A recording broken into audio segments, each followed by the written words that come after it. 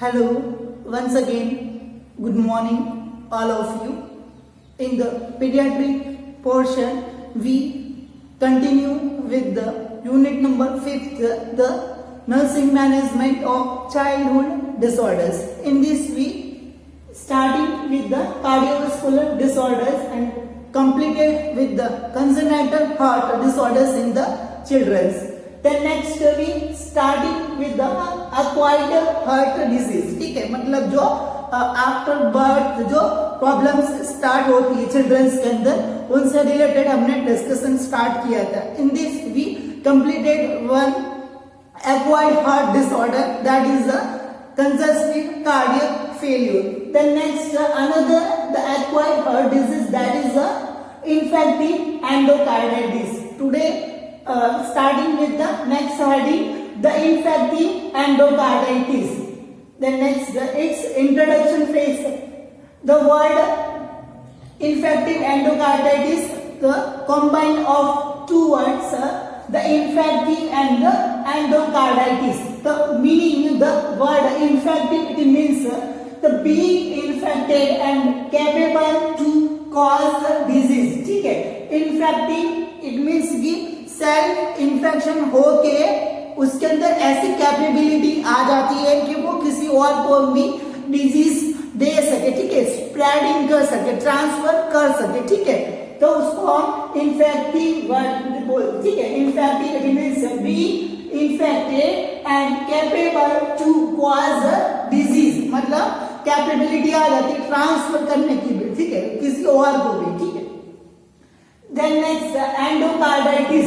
Endocarditis it means the inflammation of the inner layer of heart, endocardium. ठीक है, means heart का जो inner layer. ठीक है, endocardium जो term होता है it means the inner surface of the heart. ठीक है, itis it means inflammation. ठीक है, inflammable जो इंजरी होती है. ठीक है, एंडोकार्डियम लेयर की, तो उस कंडीशन को एंडोकार्डाइटिस बोलते हैं. ठीक है, तो किसी इन्फेक्शन लगने के बाद में जो एंडोकार्डियम की लेयर का इन्फ्लामेशन जो होता है. ठीक है, और ऐसा इन्फ्लामेशन हुआ है जिसकी वजह से एंडोकार्डियम से जो प्रॉब्लम है किसी और ऑर्गन को भी ट्रांसफर हो जाती है. ठीक है, that means the infective endocarditis. ठीक है, in the detail its introduction phase, it is an acquired cardiac disorder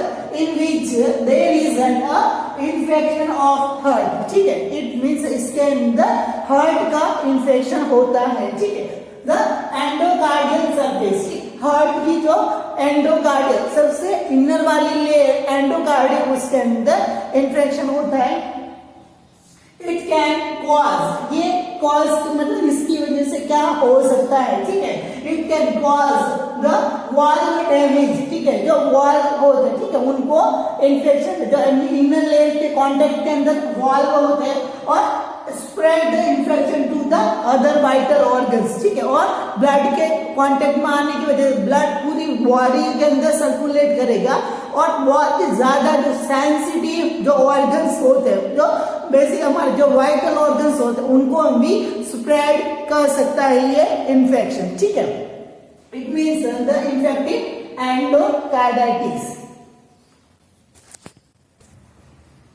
Then next one, in the infective endocarditis, the types of the infective endocarditis, there are the three subtypes of the infective endocarditis. First one, the acute, second subacute and the chronic. ठीक है, means जो infective endocarditis वाली condition है. ठीक है, जब वो at short time period के अंदर तो हो जाती है. ठीक है, मतलब बहुत ही जल्दी हो जाती है. ठीक है, शॉर्ट टाइम पीरियड के अंदर जो एक्यूट, ठीक है, जो मॉडरेट ड्यूरेशन तक हो जाती है. ठीक है, वो सब acute and chronic time period. ठीक है, मतलब जो डायग्नोस्ड होती है at the prolong time duration, मतलब लंबे पीरियड के बाद में उसका डायग्नोस किया जाता है. ठीक है, तो वो chronic type of infective endocarditis के अंदर इंक्लूडेड किया जाता है. ठीक है, Then next one, the etiology. It means the which factors which may leads the chance of the infective endocarditis. ठीक है, as due to the some causative agents as like, ठीक है, means जो माइक्रो ऑर्गेनिज्म जो positive agents है वो इस condition को इन्फेक्शन लीड्स कर सकते हैं. ठीक है, तो उसके अंदर स्ट्रेप्टोकोकस विरिडेंस, जो स्ट्रेप्टोकोकस विरिडेंस नाम का जो माइक्रो ऑर्गेनिज्म है वो इस कंडीशन को लीड्स कर सकता है. ठीक है, Streptococcus aureus and Streptococcus faecalis and E. coli. ठीक है, तो these are the microorganism which may leads the condition of infective endocarditis. Okay. The next other factors as like a complicated prosthetic wall. ठीक है, means इससे पहले जो wall के अंदर इम्पेयरमेंट होने की वजह से चिल्ड्रंस के अंदर आफ्टर बर्थ, ठीक है, किसी कंजेनिटल प्रॉब्लम की वजह से उसका वॉल यदि खराब था. ठीक है, तो हमने जो आर्टिफिशियली जो बना सिंथेटिक जो वॉल को हमने उसके अंदर ट्रांसफर किया, बट उसके अंदर जो अटैचमेंट किया उसके अंदर यदि कोई इंफ्लेमेशन, उसके अंदर कोई डैमेज वगैरह हो गया, ठीक है, उसके अंदर कोई एलर्जिक रिएक्शन होने की वजह से जो अंदर वाले लेयर के कांटेक्ट में जो वॉल होते हैं उनकी वजह से भी इन्फेक्शन उस लेयर को ट्रांसफर हो सकता है वॉल की वजह से. प्रोस्थेटिक वॉल मतलब आर्टिफिशियली जो लगाया हुआ जो वॉल उसकी कॉम्प्लिकेशन की वजह से. ठीक है, then next cardiac catheterisation adverse effect. ठीक है, मीन्स जो लार्ज ब्लड वेसल्स होती है उनके द्वारा जो एक कार्डियो को विजुअलाइजेशन करने के लिए, ब्लड प्रेशर करने के लिए, बायोप्सी लेने के लिए, अदर को आइडेंटिफिकेशन करने के लिए जो हार्ट के अंदर एक कैथेटर यूज जो इंसर्ट किया जाता है उसकी वजह से बाहर से कोई इन्फेक्शन हार्ट की तरफ डायरेक्टली उसके अंदर स्प्रेड हो सकता है. ठीक है, तो इस कैथेटर के द्वारा भी जो कार्डियक कैथेटराइजेशन किया जाएगा उसके साथ में भी कोई पॉजिटिव ऑर्गेनिज्म आ सकता है, तो उसका एडवर्स इफेक्ट भी इस इन्फेक्टिव एंडोकार्डाइटिस को लीड कर सकता है. ठीक है, then next congenital septal defect not treated early under the 6 month. ठीक है, इसका मतलब ये कि मतलब जो congenital heart disorders जो चिल्ड्रंस के अंदर अवेलेबल है, ठीक है, तो वो अर्ली एज पॉसिबल मतलब जो उनको जितना जल्दी हो सके अंडर से 6 मंथ मतलब जो 6 महीनों से पहले जो सेप्टल डिफेक्ट होते हैं, ठीक है, atrial septal defect, ventricular septal defect, ठीक है, तो ये सब जो कंडीशंस है वो 6 महीने से ज्यादा यदि चलने लग जाए तो धीरे धीरे उसके अंदर ज्यादा डैमेज होने की वजह से उसके ऊपर कॉम्प्लिकेटेड होगा कि वो एंडोकार्डियम को इन्फेक्शन या उसके अंदर डैमेज कर दे. ठीक है, then next urinary catheterisation means जो यूरिनरी ट्रैक्ट के द्वारा भी कोई माइक्रो ऑर्गेनिज्म उसके बॉडी के अंदर सर्कुलेट हो सकता है. ठीक है, आईवी ड्रग यूजर्स, ठीक है, आईवी ड्रग यूजर्स मतलब जो इस एज का जो चिल्ड्रंस है, ठीक है, जिसकी बैड हैबिट्स होने की वजह से जब वो आईवी लाइंस लेता है मतलब जो आईवी ड्रग्स होता है, जो ड्रग्स होता है वो आईवी लेने का जो इसकी बैड हैबिट्स होती है, तो बहुत सारे फ्रेंड्स होते हैं उसका इंजेक्शन लेके किसी और ने इंसर्ट किया फिर वो किसी और को शेयर किया जाता है. ठीक है, तो इसकी वजह से भी जो इन्फेक्शन होता है वो ट्रांसफर हो सकता है. ठीक है, and any dental procedure means दांतों का कोई इन्फेक्शन वगैरह हो गया तो दांत से रिलेटेड कोई प्रोसीजर वगैरह उसके अंदर किया जाता है. ठीक है, तो इसकी वजह से भी कॉम्प्लिकेशन हो गए और जो इन्फेक्टिव एंडोकार्डाइटिस वाली कंडीशन है वो लीड्स कर सकता है. Then next, after the etiological factors of the infective endocarditis, then next one its pathophysiology. ठीक है, means baby with the infective endocarditis उस कंडीशन के अंदर है तो उसके अंदर सर्कुलेशन का क्या मैकेनिज्म उसके अंदर रहता है और उसका जो पूरा इस डिजीज के अंदर क्या प्रोसेस उसके अंदर होगा, तो वो उससे रिलेटेड हम डिस्कशन करेंगे। If the infected blood circulate in the body, ठीक है, बाई चांस जो इटियोलॉजिकल फैक्टर्स की वजह से, ठीक है, और जो ब्लड है वो इन्फेक्टेड हो गया, ठीक है, या फिर अदर कोई फैक्टर्स की वजह से इनडायरेक्टली जो ब्लड का जो पोर्शन है या फिर जो ब्लड है पूरी तरह से इन्फेक्टेड हो गया, इसकी वजह से any positive organism reach to endocardial layer and invasive and made it sticky, ठीक है, या जो पूरा कोई भी पॉजिटिव एजेंट, ठीक है, reach to the endocardial layer, वो एंडोकार्डियल जो हार्ट के अंदर वाली लेयर है वहां पूरी ब्लड के साथ में सर्कुलेट करते करते उस लेयर तक पहुंच गया, ठीक है। देन नेक्स्ट वहां पे जाके क्या करेगा, उस लेयर्स के अंदर इन्वेशन करेगा, मतलब उस लेयर्स के अंदर घुसने का ट्राई करेगा। इन्वेशन का मतलब होता है उसके अंदर धस जाएगा, मीन्स ये जो एंडोकार्डियम की लेयर है कोई माइक्रो ऑर्गेनिज्म है तो उसके अंदर पेनिट्रेट कर जाएगा और इसके अंदर इस वे के अंदर सेटल हो जाएगा, ठीक है, तो इन्वेसिव हो जाएगा एंड मेड इट स्टिकी, और वो उसके अंदर चेंजेस लाएगा, ठीक है, जो एंडोकार्डियम लेयर के अंदर जो स्टिकनेस लाएगा, मतलब वो बहुत ही चिपचिपी हो जाएगी, मतलब चिपचिपी होने की वजह से अदर ऑर्गेनिज्म उसके ऊपर जो एडेशन उसके अंदर हो जाएगा, मतलब वो भी चिपक जाएंगे, ठीक है।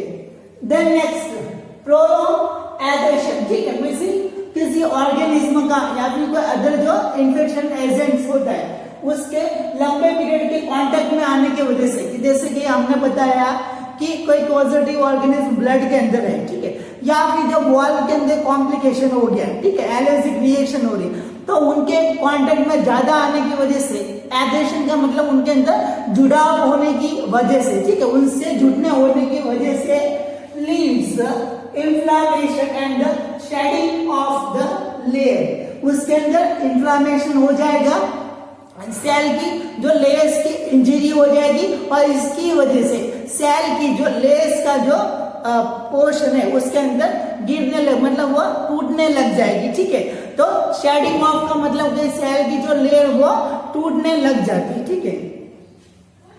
That shedded layer cell that is circulated in the blood and reach to the other organ, ठीक है, और जो छोटे छोटे जो सेल के जो पार्टिकल्स होते हैं वो बिखरने के बाद में जो ब्लड की जो सर्कुलेशन होता है उसके अंदर आ जाता है, ठीक है, और उसके बाद में जो अदर जो ऑर्गन्स है, ठीक है, वो पूरी बॉडी के साथ में ब्लड के अंदर सर्कुलेट करेगा और जो सेंसिटिव ऑर्गन्स होते हैं जैसे वाइटल ऑर्गन्स उनके ऊपर डायरेक्टली इफेक्ट होता है, वो पड़ता है, ठीक है, and its leads circulatory alteration, और इनडायरेक्टली एंडोकार्डियम लेयर से मायोकार्डियम के अंदर भी फैल सकता है, पेरिकार्डियम लेयर के अंदर भी फैल सकता है, तो पेरिकार्डियम के इन्फेक्शन होने की वजह से हार्ट का जो आउटर लेयर उसके अंदर जो इम्पेयरमेंट हो जाएगा, मायोकार्डियम के अंदर इन्फेक्शन होने की वजह से कॉन्ट्रैक्शन नहीं हो पाएगा, ठीक है, ब्लड के अंदर इन्फेक्शन होने की वजह से इम्यून पावर लो हो जाएगा, तो इनडायरेक्टली कहीं ना कहीं सर्कुलेटरी इन्फेक्शन सर्कुलेशन के ऊपर इफेक्ट है वो पड़ता है, ठीक है, ओके। तो this about the pathophysiology arise in the infective endocarditis.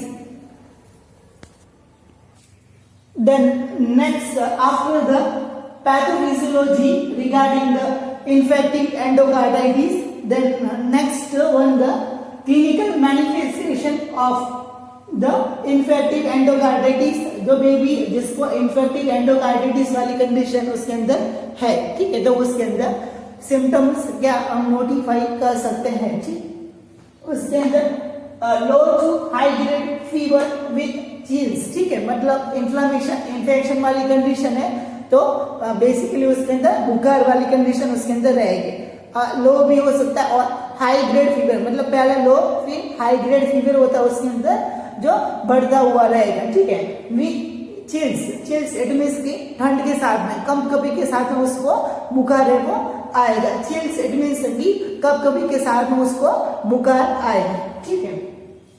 Anorexia मतलब डिक्रीज द हंगर, भूख कम लगना, ठीक है। माइल्सिया इट मीन्स मस्कुलर पेन, ठीक है, मस्कुलर उसके अंदर पेन उस चांस होता है, ठीक है। देन नेक्स्ट फटीग मीन्स थकान उसके अंदर रहेगी। चेस्ट पेन, ठीक है, जो चेस्ट इन्फेक्शन होने की वजह से हार्ट का जो इन्फ्लेमेशन, तो उसका चेस्ट पेन हो सकता है, ठीक है। पिटाजी, पिटाजी इट मीन्स कि जो स्किन होती है, ठीक है, तो स्किन के अंदर जो अबनॉर्मल टाइप की जो ब्लीडिंग होती है, ठीक है, मतलब छोटे छोटे दाने के शेप के अंदर अबनॉर्मल जो ब्लड वेसल्स होती है, छोटी जो ब्लड कैपिलरीज होती है, उनके अंदर ब्रेक होने की वजह से मीन्स इसके अंदर जो क्लोटिंग जो डिस्टर्बेंस इसके अंदर होगा, क्योंकि इनडायरेक्टली प्लेटलेट्स का काउंट इस कंडीशन के अंदर कम हो जाता है। मीन्स ऐसा होता है कि हमारी जो प्लेटलेट्स होती है वो ब्लड को जो जमाने का काम करती है, ठीक है, बट उसके अंदर जो कैपिलरीज होती है वो जम नहीं पाती और उसके अंदर ब्रेस्ट होने की वजह से पिटाची वाले कंडीशन में छोटे छोटे जो ब्लड के दाने होते हैं वो उसके ऊपर बन जाते हैं, ठीक है। देन नेक्स्ट एब्डोमिनल पेन, ठीक है, एब्डोमिनल पेन उसके अंदर होगा, ठीक है, और जानवे लीजन्स ऑन द पाम, ठीक है, हथेली के ऊपर जो स्पेसिफिक टाइप के जो एक नाम दिया गया है, जो लीजन्स होते हैं, मतलब जो उसके ऊपर जो दाने होते हैं वो बन जाते हैं, जैसे कि चिकन बॉक्स, वो चिकन बॉक्स के अंदर जैसे दाने होते हैं, ठीक है, तो सेम इज इट इज जो एक नोड्यूल्स वाले मतलब गार्ड के वाले जो दाने होते हैं वो हथेली के ऊपर चिल्ड्रंस के अंदर बन जाते हैं, ठीक है। तो ये जो स्पेसिफिक साइन होता है जो जानवे लीजन्स ऑन द पाम, ठीक है, जानवे जो एक जो जिसके नाम जो साइंटिस्ट के ऊपर ये नाम दिया गया, ठीक है, जिसने इसको आइडेंटिफाई किया था, ठीक है, जानवे लीजन इट मीन्स कि जो गार्ड के जैसे जो दाने पड़ जाते हैं, ठीक है, हथेली के ऊपर, उसको जानवे lesions on the palm, palm it means कि जो हथेली की जो स्किन होती है उस जगह पे हो जाता है, ठीक है। So these are the symptoms notified in the infective endocarditis. Infective endocarditis के अंदर नॉर्मल ये symptoms होते हैं वो arises होते हैं।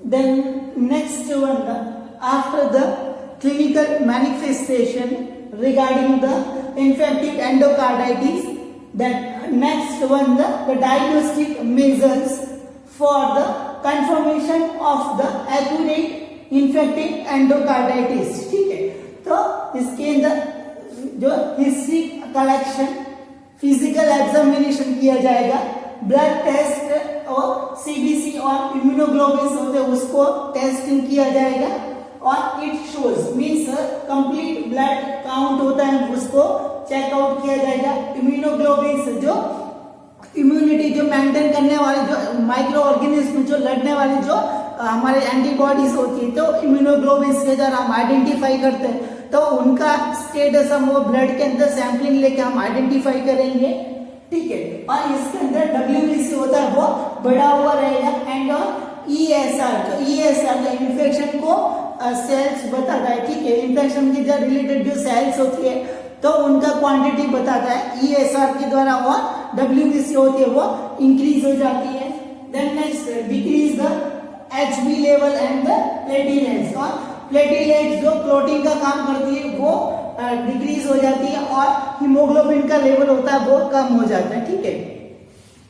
देन नेक्स्ट यूरिन एग्जामिनेशन करेंगे, यानी यूरिन की जो किडनी के द्वारा यदि इन्फेक्शन हो गया है, ठीक है, तो वो यूरिन एग्जामिनेशन में हम उसके अंदर कर सकते हैं, ठीक है। क्या चेस्ट एक्सरे, चेस्ट एक्सरे जो चेस्ट वाली हार्ट का कंडीशन क्या है तो उसको आइडेंटिफाई करने के लिए चेस्ट एक्सरे हम एप्लीकेबल करते हैं, और कार्डियक कैथेटराइजेशन, ठीक है, कार्डियक कैथेटराइजेशन मतलब जो आर्टिफिशियल जो एक ट्यूब इंसर्ट करेंगे बट वेल मैनर के द्वारा, ठीक है, उसको कुछ एडवर्स इफेक्ट इसके द्वारा नहीं होना चाहिए, तो एंडोकार्डियम लेयर की जो बायोप्सी होती है उसका सैंपलिंग लिया जाएगा, हार्ट के अंदर क्या स्टैंडर्ड उसका है, ठीक है, स्टेटस उसका क्या है इन्फेक्शन का, तो वो कैमरा इंसर्ट करके हम आइडेंटिफाई कर सकते हैं, ठीक है। तो these are the diagnostic measures to accurately identify and confirmation of the infective endocarditis condition. Then next, after the diagnostic measurement, after the confirmation of the infective endocarditis, Then next will be planning for the managing the infective endocarditis situation. So it can be treated by the medical management. ठीक है, means ये condition जो micro organism की वजह से या फिर जो अदर कॉम्प्लिकेशंस की वजह से अराइज होती है, तो बेसिकली मेडिकल मैनेजमेंट इसके अंदर अवेलेबल है. ठीक है, इसी के अंदर एंटी माइक्रोबियल एजेंट. ठीक है, मीन्स किसी माइक्रोबियल एजेंट को किल करने के लिए जो एजेंट जो ड्रग्स होती है वो इसके अंदर प्रेस्क्राइब करवाई जाती है. ठीक है, as examples penicillin, ampicillin, cloxacillin, vancomycin, gentamicin and ceftriaxone. ठीक है, दीज आर द एंटीबायोटिक्स, देखो antimicrobial agents which can keep the any complication या फिर जो अदर माइक्रो ऑर्गेनिज्म होता है उसको ट्रीट कर सकते हैं. ठीक है, देन नेक्स्ट एडिशनली, देखो एडिशनल मतलब ऑप्शनल के अंदर जो कॉम्प्लिकेशन हो रहा है. ठीक है, मतलब जैसे वॉल के अंदर प्रोस्थेसिस या फिर कोई अभी तक जो सेप्टल डिफेक्ट उसके अंदर अवेलेबल है या फिर कोई अदर सर्जिकल प्रोसीजर. ठीक है, जो वो यदि नीड रहता है तो उसके अंदर हम कर सकते हैं कि पहले से कोई हार्ट के अंदर अल्ट्रेशन है वो उसकी सर्जरी करनी यदि बाकी है तो वो इसके अंदर हम सर्जरी होती है वो एप्लीकेबल करते हैं. The correction the complication state, मतलब कॉम्प्लिकेशन वाली स्टेट होती है उसको सर्जिकली हम उसको ट्रीट किया जाता है. एंड द हार्ट अल्ट्रेशन, इसके अलावा अदर कोई हार्ट के जो अल्ट्रेशन वगैरह होते हैं तो वो भी हम उसके अंदर हम ट्रीट कर सकते हैं. ठीक है, इसी के द्वारा एंडोकार्डिटिस वाली कंडीशन है वो हम हैंडलिंग कर सकते हैं. ठीक है, तो these about the second acquired heart disease that is the infective endocarditis. Okay, then next after the infective endocarditis, the acquired heart disease.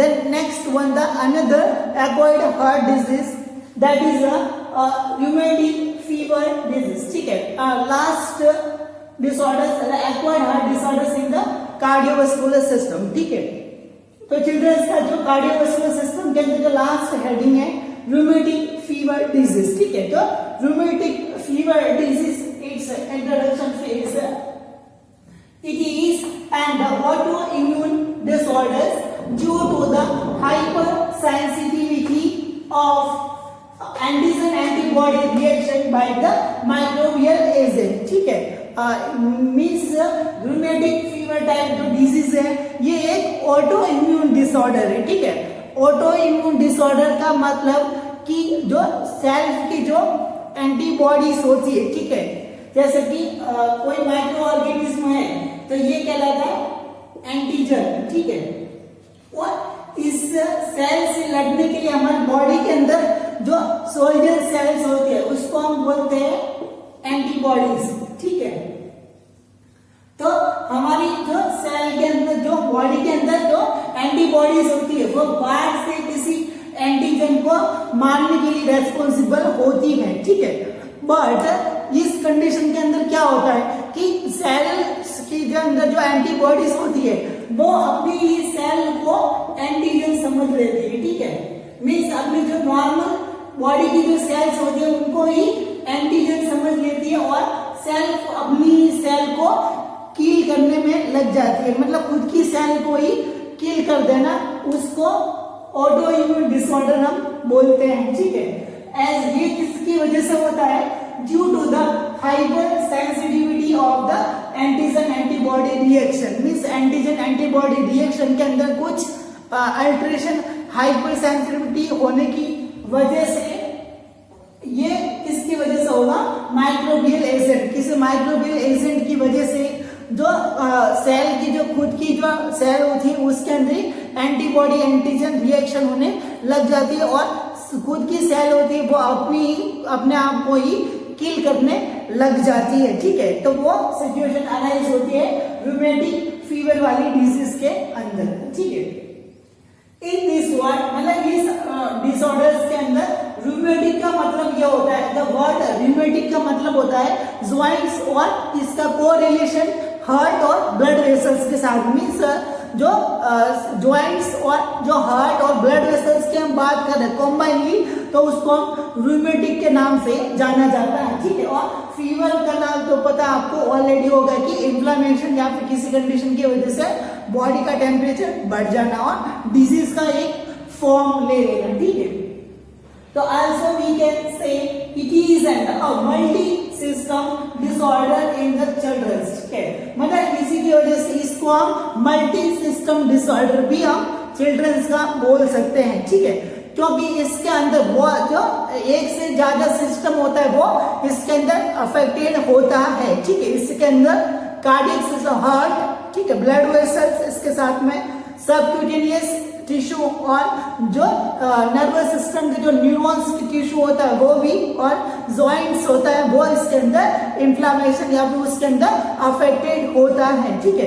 तो इसी की वजह से रूमेटिक फीवर वाली डिजीज कंडीशन है, इसको हम चिल्ड्रंस के अंदर मल्टी सिस्टम डिसऑर्डर के नाम से भी जाना जाता है। इसके अंदर क्या होगा कि जो सेल की जो नॉर्मल सेल्स होती है वो अपनी ही सेल को किल करने लग जाती है और उसके अंदर डिफॉर्मिटी जो एंटीजन एंटीबॉडी रिएक्शंस होती है वो स्टार्ट हो जाती है, ठीक है। तो this about the introduction phase related to the rheumatic heart disease. Then next after the introduction phase of regarding the rheumatic fever disease, and the next one, the etiological factors. The exact cause is not identified still, मतलब अभी तक भी जो rheumatic fever वाले disease condition arise होने का जो actual में क्या रीजन है वो अभी तक अनआइडेंटिफाइड है, ठीक है। मतलब इडियोपैथिक उसका कॉज है, ठीक है।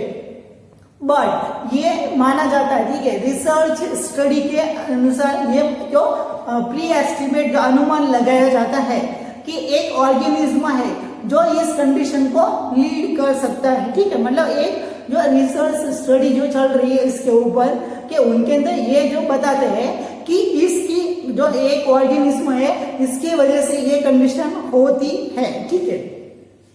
तो वो है group A beta haemolytic streptococcus, ठीक है। Means group A beta haemolytic streptococcus की वजह से रूमेटिक फीवर वाली डिजीज होती है वो बच्चों के अंदर होने का चांस उसके अंदर होता है, ठीक है। बट इसके अलावा प्रीडिस्पोजिंग फैक्टर, ठीक है, प्रीडिस्पोजिंग फैक्टर का मतलब होता है कि ऐसे कौन कौन से फैक्टर्स हैं जो इस कंडीशन को जो लीड्स के, मतलब इसकी तो ये जो फैक्टर्स यदि है तो इसके अंदर होने का चांस हो सकता है, ठीक है। तो ऐसे फैक्टर्स जो इस कंडीशन को ला सकते हैं, ठीक है, चिल्ड्रंस के अंदर ये वाली कंडीशन उसके अंदर बना सकते हैं, ठीक है। तो ऐसे फैक्टर्स कौन कौन से हैं, जैसे कि पुअर चाइल्ड हेल्थ स्टेटस, ठीक है, जैसे कि चिल्ड्रंस का जो हेल्थ स्टेटस है वो बहुत ही पुअर, गरीब इट मीन्स बहुत ही जो सही तरीके से नहीं है, बहुत ही कमजोर है, ठीक है। देन नेक्स्ट हेल्थ फैसिलिटी, उसको हेल्थ फैसिलिटी वो भी पुअर है, मतलब इजीली उसको कुछ क्रोनिक प्रॉब्लम है, एक्यूट कोई डिसऑर्डर्स है जो डेंजरस उसको सिचुएशन है बट उसका हैंडलिंग नहीं किया जाता है तो उसको धीरे धीरे जो प्रॉब्लम है वो बहुत ही ज्यादा जो क्रोनिक टाइप की हो सकती है, डेंजरस टाइप की, ठीक है। तो इसकी वजह से भी ये कंडीशन इसको अराइज हो सकती है, ठीक है। पुअर सैनिटेशन, ठीक है, मतलब जो घर के अंदर या फिर जो आसपास के अंदर जो सराउंडिंग के अंदर जो वहां पे जो रहता है, ठीक है, मतलब उसके अंदर साफ सफाई या हाइजीन नहीं होने की वजह से भी ये प्रॉब्लम अराइज हो सकती है, ठीक है। प्री अपर रेस्पिरेटरी प्रॉब्लम, ठीक है, और ये ऑर्गेनिज्म के कांटेक्ट में आने से पहले से उसको कुछ अपर रेस्पिरेटरी ट्रैक्ट मीन्स गले से लेकर जो नाक वाला पोर्शन है उसके अंदर पहले से कोई इन्फेक्शन यदि है, ठीक है, लंबे पीरियड तक यदि लैरिंग्स के अंदर इन्फेक्शन है, ट्रैकिया के अंदर इन्फेक्शन है, नेज़ोफैरिंक्स के अंदर इन्फ्लेमेशन है, तो ये सारी प्रॉब्लम्स होती है इस ऑर्गेनिज्म को अट्रैक्ट करती है, ठीक है। इसकी वजह से भी ये कंडीशन अराइज हो सकती है, ठीक है। Then next poor dietary pattern, means diet का पैटर्न यदि उसका अच्छे से नहीं हो पाएगा, न्यूट्रिशन का लेवल उसके अंदर डिफेक्ट होने की वजह से, इम्यूनिटी इम्यूनिटी पावर के ऊपर लो पड़ेगा, ठीक है। देन नेक्स्ट है इम्यून सप्रेस। इम्यून सप्रेस का इट मीन्स कि उसकी जो इम्यूनिटी पावर बहुत ही लो है, ठीक है, तो उसको डेंजरस इन्फेक्शन को इस ऑर्गेनिज्म में कांटेक्ट के अंदर वो आ सकता है, ठीक है।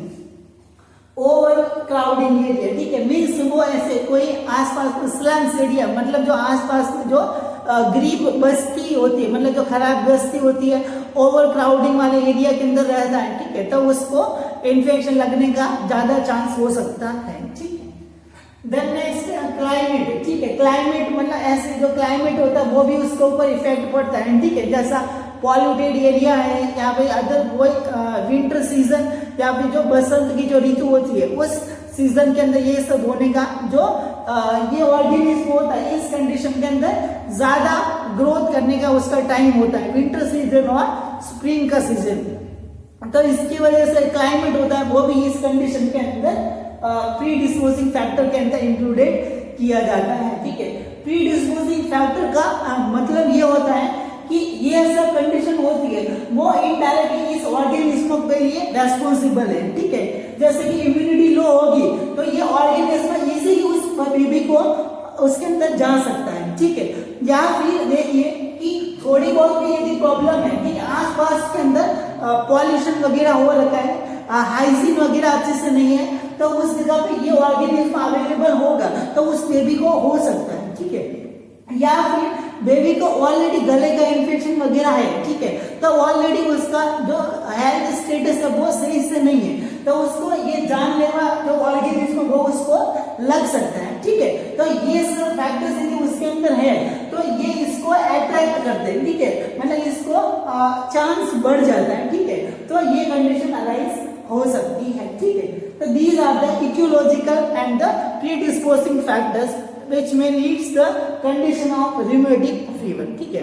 इसके आगे का पोर्शन है वो नेक्स्ट क्लास के अंदर आप डिस्कशन करेंगे। Thank you so much.